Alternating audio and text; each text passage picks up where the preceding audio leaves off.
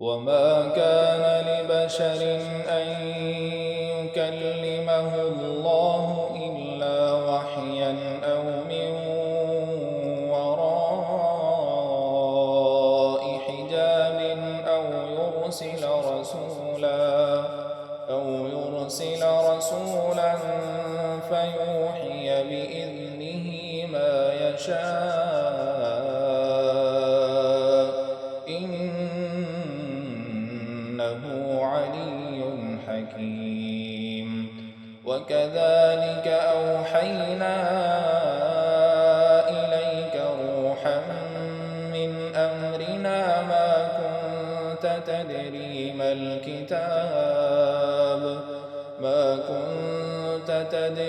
ما الكتاب ولا الإيمان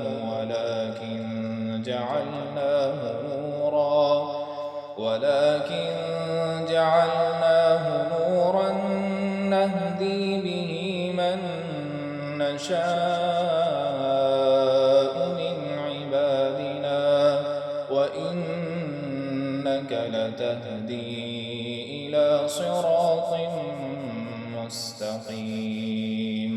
صراط الله الذي له ما في السماوات وما في الأرض ألا